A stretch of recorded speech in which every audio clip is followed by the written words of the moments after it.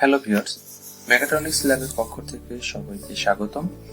আজকের ভিডিওতে আমরা মোশন সেন্সর সম্পর্কে আলোচনা করব।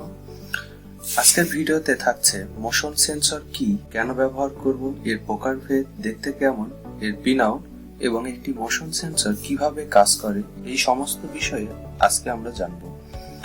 তো চলুন প্রথমে জেনে নিই মোশন সেন্সর কি। মোশন সেন্সর শারীরিক কার্যকলাপ বা নাড়াচাড়া পরিমাপ করে এবং রেকর্ড করে। মোশন সেন্সর আমরা কেন ব্যবহার করব?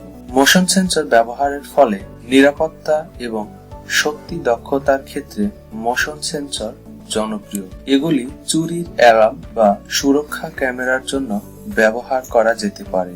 যখন এটি আশেপাশের গতি অনুভব করে তখন এই ডিভাইসগুলি সক্রিয় করে।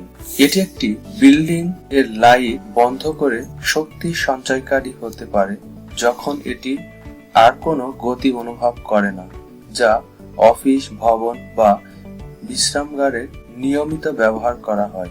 এরপরে জেনে নিব মোশন সেন্সর এর প্রকারভেদ। মোশন সেন্সর বিভিন্ন প্রকার হয়ে থাকে, তার মধ্যে active motion sensor, passive motion sensor, tomographic motion sensor, gesture motion sensor. Motion sensor দেখতে কেমন? প্রথমে আমরা দেখে নিই active motion sensor. Active motion sensor এর পিন আউট। অ্যাক্টিভ মোশন সেন্সরের 3টি পিন রয়েছে, তার মধ্যে প্রথমটি ভিসিসি আউটপুট এবং শেষেরটি গ্রাউন্ড। এরপরে জেনে নিই প্যাসিভ মোশন সেন্সর। এটি একটি প্যাসিভ মোশন সেন্সর। এর পিন আউট সমূহ 5 volt output, ground.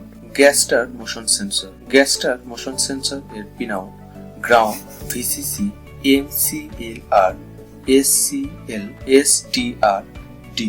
Motion sensor যেভাবে কাজ করে। মোশন সেন্সর শারীরিক কার্যকলাপ বা নাড়াচাড়া পরিমাপ করে বা অনুভব করে রেকর্ড করে একটি আউটপুট সিগন্যাল দিয়ে থাকে।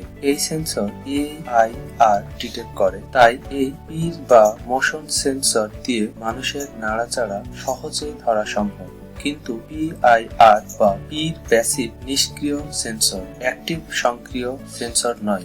এটি আইআর এর মাত্রা নির্ধারণ করে না, সে শুধু আইআর এর তারতম্য নির্ধারণ করতে পারে। যেমন আমাদের ত্বক কত ডিগ্রি সেন্টিগ্রেড তা বলতে পারে না, কিন্তু দুটি বস্তুর মধ্যে কোনটিতে তাপ কম বা বেশি তা বলতে পারে। তো আজকের ভিডিও এ পর্যন্তই। ভিডিওটি সম্পূর্ণ দেখার জন্য ধন্যবাদ।